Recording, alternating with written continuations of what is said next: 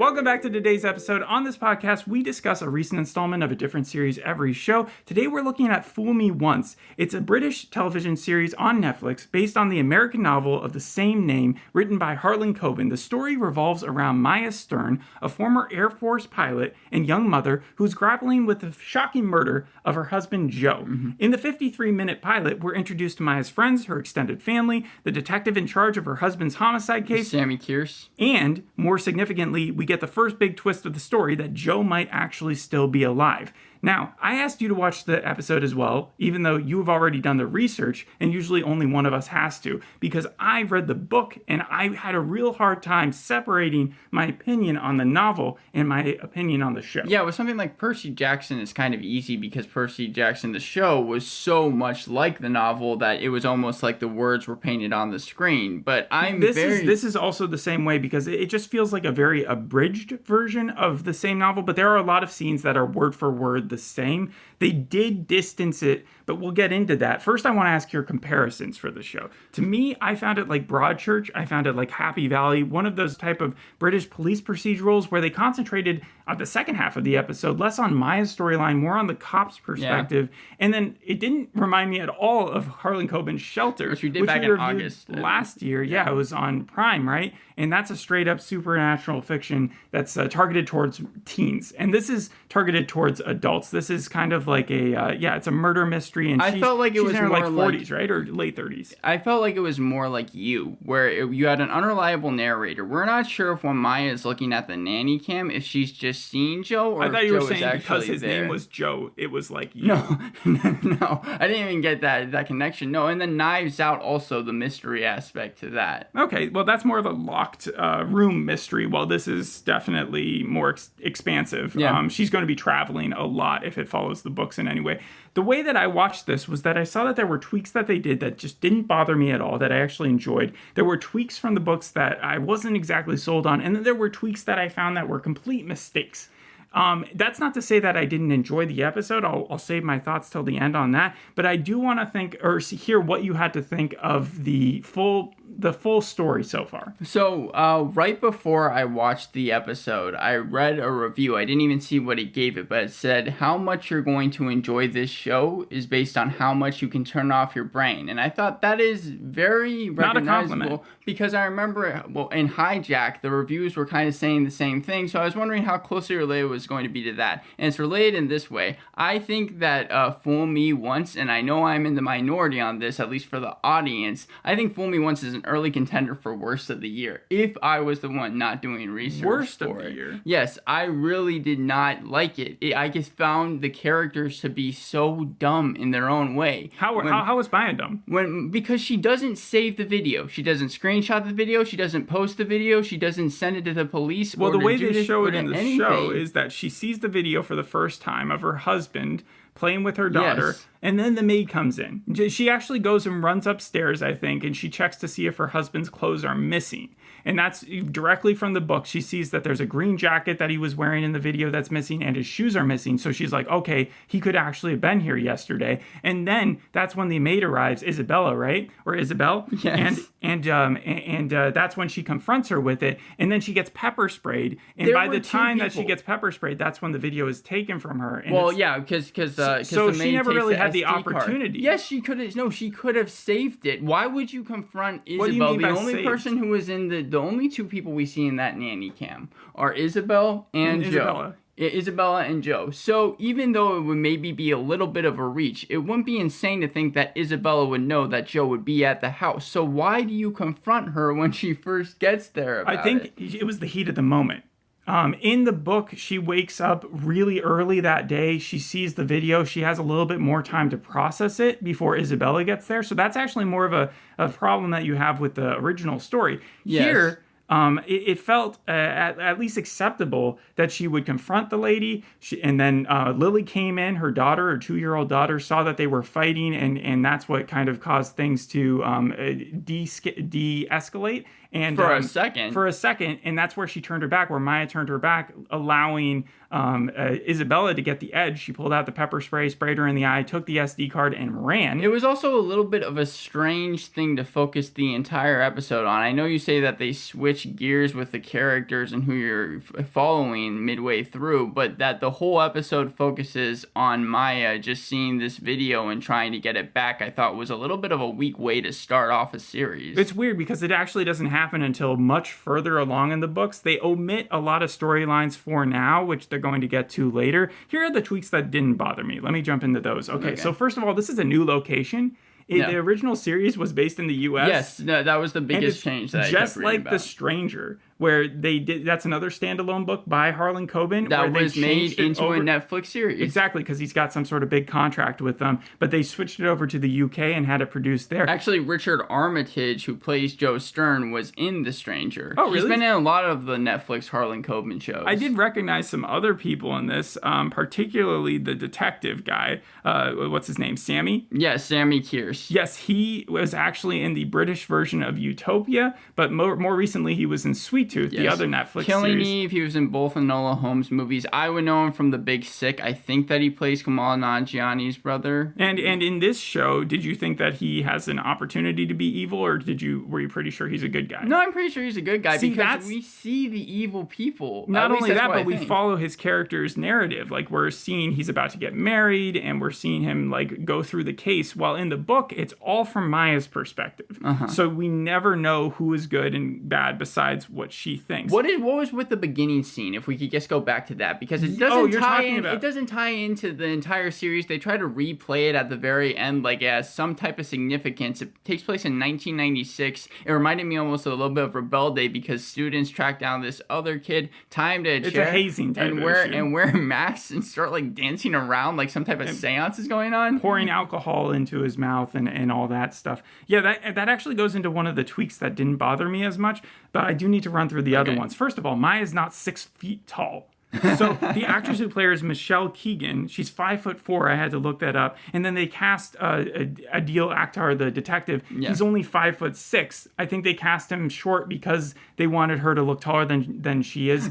but like, it's weird because that was such a staple as her character. She's part of the military. She's tall. She's strong. And then you have this really thin, tiny lady. Well, bringing up size, Richard Armitage, again, Joe, he plays also Thorin in The Hobbit. I think they probably cast the entire cast around her as smaller, or gave her like heels for a lot of it. But at the same time, in the funeral scene, which is the way they kick off the book as well, and that's right after the scene of 1996 that you were just talking about, she is shown to be even shorter than Judith, which kind of was a problem for me. But at the same time, I don't really care about the size. With the funeral scenes, it felt so Lifetime because they go through how Joe and her met within like a minute. They show them meeting at a party, then getting married, then Joe getting shot. They had to. Again, all of this happened in her head throughout the series, and they really need a way to show exposition without just telling you in her voice. You know, the other option was that she was going to do narration over it, and it would have been weird then. But you didn't get the soap opera aspect from it at the very beginning? Again, I was checking the boxes. The only thing they didn't do in the very starting scene with the funeral was that they didn't introduce a lot more of the characters, like Joe's family. Joe's family is mentioned beside Judith. Judith even says he has brothers and a sister, but we never really see them in this episode. We don't see their lawyer because I think the first part of the novel talks about how Joe's will is about to be read and how Maya keeps on finding reasons to avoid that. We don't see the babysitter place that Maya goes to. We may get that later, so I don't want to go into that too much. They did age up her niece, Maya's niece, Abby, who in the series or in the book, she's just a 5-year-old, 6-year-old, and that's why the soccer coach being a dick was such a big deal. Okay.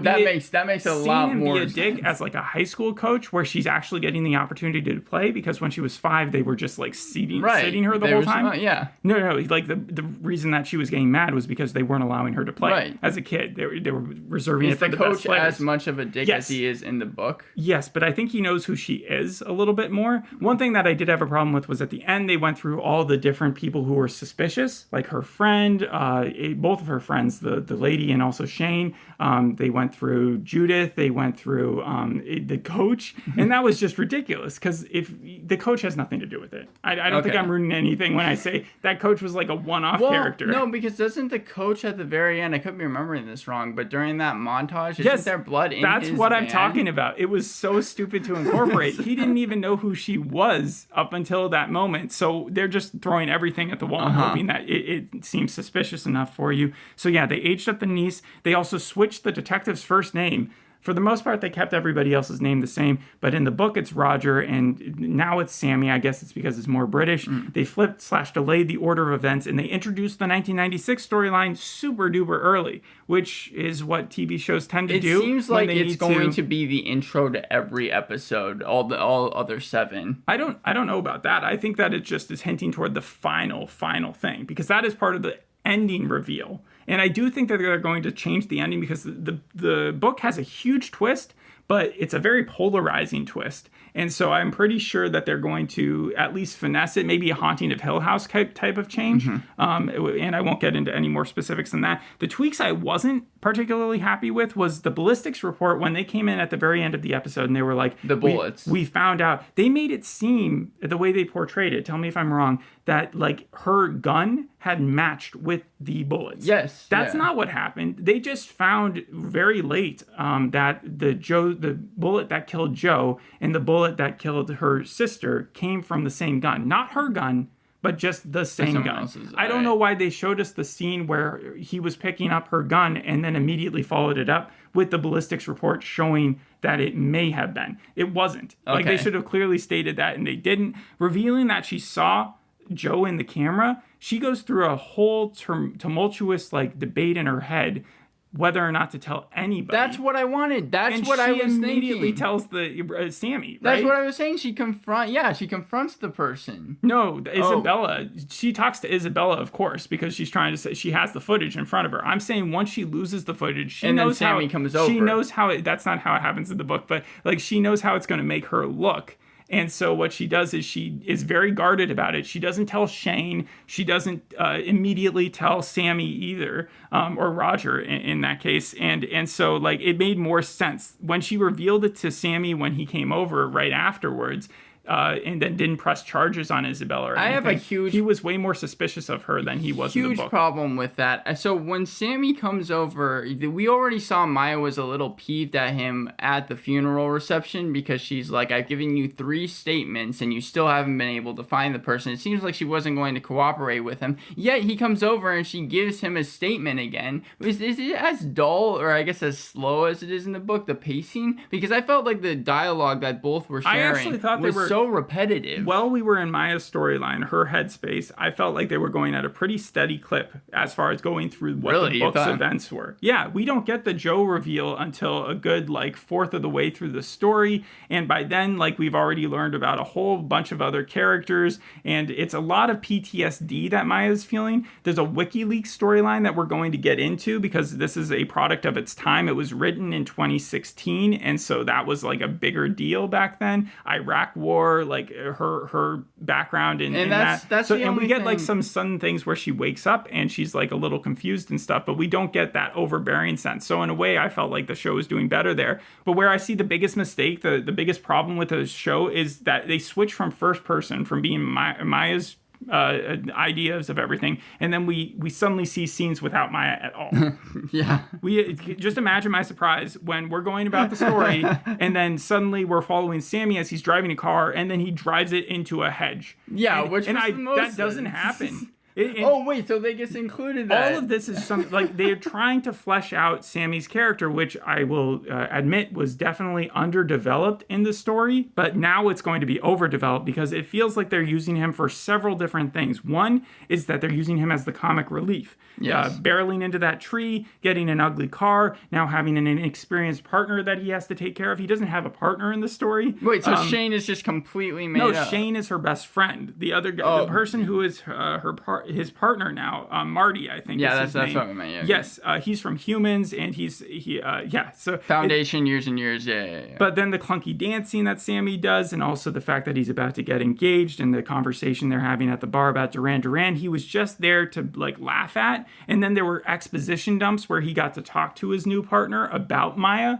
that things that we would have learned about Maya in her head when she was just discussing them with us. Now he's able to just dump and explain to the audience. Judith does the same thing in a conversation with Maya a little later on, where she starts giving her facts that Maya clearly would already know. Like the show, everything was so disjointed, even from the start of it. The only thing I liked was that Michelle Keegan, she did actually learn how to drive a helicopter. So like those scenes are actually real when she's in the helicopter and she's being a pilot. I think in the book, she takes all her time off. Like the fact her husband died, right? Yes. So she stops going to work because she wants to figure out like what happened to him exactly, or like she has responsibilities with her daughter, and there's a bunch of other stuff. So I think she is said to be a helicopter teacher or a pilot teacher on her days, but we never actually see her do it in the books. As well as she never throws a barbecue like a couple days after her husband's death for all her friends at her house. That seems like such an insane thing to do when you know you're suspected of being the murderer from the cops, who are much more suspicious in this of her than they were in the books. So is Shane, is he as much of a friend in this series as he is in the books? He is a rock. He is her centerpiece, and he's not like a third wheel, or he's not someone who's vying to like fall in love with her or anything. He's supposed to be a good friend. So it also is funny that he's presented at the end as one of the possible people who is involved with Joe being alive or dead, or what's going on with that. Like, you're not supposed to know anything, and that I will say is fine with the show as well. The other things that I didn't like, I already mentioned the soccer coach. But also Judith is portrayed as just way too frigid, cold, and evil. So I mentioned that Joe has siblings, right? Yes. I wanted to talk about this because it seems like Joanna Lumley, who is known a lot from the stage and Broadway plays, she was also got famous from the New Avengers and Absolutely Famous. It seems like she's just supposed to be plain evil the whole time. And the thing is that in the books, and I keep on saying that, but Joe's siblings are very spoiled. They're sheltered privilege, and they do live in an estate, and it's mirrored that spoiledness throughout them. Judith is actually supposed to be going against the grain, going against that stereotype. She is someone that Maya connects with on a certain level because she didn't come from that money, I don't think, and instead they both really loved Joe at one point. So it felt like it turned more into a cliche the way they presented her here, where she was just constantly telling Maya and almost seeming like she wanted to take her daughter away from her. Also, how bad was Isabella? There's almost a chance that Maya gets to get the SD card back. You would think the first thing that Isabella would do would be go to a computer, but it takes her until the end of the episode to delete the video. We don't see Isabella ever delete the video, but Isabella's performance, where she just pepper sprays and gets the hell out of there, is exactly word for word how they do it. But everything afterwards, I'm saying that if you were Isabella and you had that SD card, the first thing you should do is go home. You shouldn't stop at Judith's place first, explain that you no longer are going to work for Maya, like she would somehow care and then leave. Isabella works and lives on the property of Joe's family. That's how rich they are. Mm-hmm. So she doesn't just live somewhere else. They actually are owned by them. So Judith and the family actually protect Isabella because they are thinking that Maya attacked her. We're not supposed to know where she is at the very end of the episode. We just know that she's in some type of like shelter. In this pilot, we know that not a shelter, but we know that the gardener in the truck, right? Yes. Maya is able to chase him down, and then Isabella goes running into the woods. I believe that she goes back to Judith's property and just hangs out there for the time being. So she deletes the video on Judith's property, is what you're saying? Yes, she lives there. So there's a while where Maya is literally trying to chase her down, like figure out exactly. She puts a tracker on her car, but that goes into other stuff. Yeah. So for a quick recap on who Harlan Coben is, because we've talked a lot about Fool Me Once in the book, but not that much about the author. I have a 3 truths and 1 lie game. I want to see if you can guess what the lie is. Sure. Okay, so the first one is Harlan Coben has written 35 books in 46 languages with over 80 million copies sold worldwide. Second one That seems true. I'll say true. He's known for writing mystery novels and thrillers. Back in November 2022, he struck a deal with Netflix that for the next 5 years, they would have access to 14 of his books. Also true. His daughter helped him write and produce the series like she did on Harlan Coben's Shelter. That seems false. It feels like there's a false in there. And the last one is his most famous character, Myron Bolitar, had his first book, Deal Breaker, come out in 1995, and Netflix is currently working on its own Myron Bolitar series. I remember you talking about that during Harlan Coben's Shelter, but you may have switched some of the details just to mess it up, but I'll still say true. So 3 of them I put as true. One of them, the third one, I put as false. They're all true. They're all true? I didn't have a false in there. I was 3 out of 4. That's not bad. But no, you didn't remember, or you didn't see his daughter's name pop up at the very end. I don't read the credits. She's the only one out of all the kids that he's had that Harlan Coben has said she's actually trying to become an author as well. So it doesn't surprise me. A Stephen King and then Joe King. Yeah, but also I don't think I gave Harlan Coben as much credit as I did back when we did Shelter, because books aren't the only thing he's known for. He's actually written a lot of shows for Netflix, at least pilots. He did Safe, which was the Michael C. Hall show back in 2018. He did I watched that full thing. Another British one, right? Yeah. Like they moved it over to British. Yeah. And then The Five, which in 2016, he wrote along with the creator of the Majorca Files. So, I mean, like, he has his hands in a lot of different pies, but TV shows he's kind of been in for a while now, it seems like. That's cool. Overall, I would say that the book itself is pretty mediocre. He's a solid writer. He's using the right synonyms. He's definitely... He is so big on reading. He says, even if it's graphic novels, read. The problem with signing on anybody, I think this is also a Brad Falchuk. The next series that we're doing is called The Brother's Son, and he has a similar deal. He works with Ryan Murphy a lot, so he created Glee, he created Pose and American Horror Stories and all those things. Yeah. They originally signed him on to do like 7 different TV shows or something like that. Wow. But now he had to get like his thing rearranged to a first look where they are able to to see whether or not it's good. Yeah, with Harlan Coben, it's a little different because they extended the deal on Netflix. He already had a deal, I think, that lasted 4 years, and then they saw how well his other shows were doing, so they decided to expand it. But this would have worked better as a film. Yeah. You think so? I'm asking you after reading the book. Would it have worked better as a film?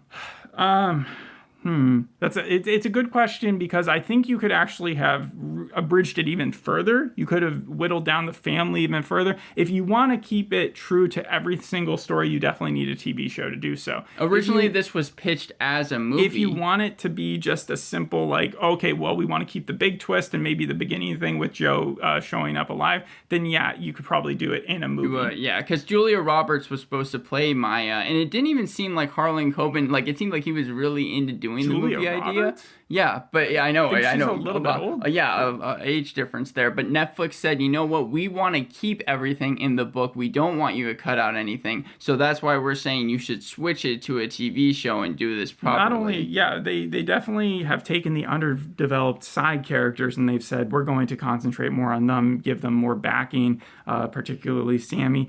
I don't think that this did enough, though, to separate itself from the pack of crime thrillers / mystery dramas, especially like even coming out in the next few weeks. Criminal Record on Apple, Peter Capaldi's show, Boy Swallows Universe, which is a coming-of-age crime thriller, True Detective Season 4, Monsieur Spade, that's the Clive Owen series, Maltese Falcon, Death and Other Details is a mystery with Mandy Patinkin. Like, the book is well written, as I said, but I still don't see this show as being anything too special. I'm going to give it a 5 out of 10. I don't think it's one of the worst of the year. I'm going to give it a 3 out of 10 because I felt like it was just so overly dramatic. But like I said, I'm in the minority because Where do you think it's going to go, though? Like, just based off what you've seen? It's confirmed, especially by the ending, that what Maya saw actually is true. So I imagine that she does have to go to Isabella or find someone who knows the same truth that Isabella knows and somehow figures out. I don't know if her husband is alive. When Isabella was looking at the footage, Yeah. she kind of just blankly stared at the picture frame, right? Yes. So did any part of you think maybe Joe's not actually on the footage and Maya's just just having some form of psychiatric or psychotic break. Well, that's why I'm saying at the very end, because that's why I'm saying at the very end they show her deleting it. But they showed her deleting it while watching Joe, and it wouldn't make any sense. Yeah, they kind of did give away something there. It could be this, like, the season 4 pre-episode to Sherlock, where it was like the abominable bride who was supposed to be dead but somehow caused a shooting, and then after the shooting she wanted to die to make it seem like she had somehow come back to life. Maybe the same thing happened with Joe there. But this has the most liked badge on Netflix, and there are multiple articles that are coming out saying that while the critics have not been too keen on the series, that the audience loves it. People adore this series, and I do think that's a show that if you're going to watch, you should probably binge watch, because yeah, it has a 7 on IMDb, a 3 point with around 4,000 reviews, 71% on Rotten Tomatoes. It seems like people just really enjoyed it. Since I know the ending, I will jump to the last episode and see if they kept the big twist. But I'm curious now. But yeah, other than that, pretty typical crime thriller to me. You didn't like it. Thanks for listening. We'll see you on the next episode, which will be about The Brother's Son, starring Michelle Yeoh. Anything else you want to say? No, that's about it. All right. Bye. Bye.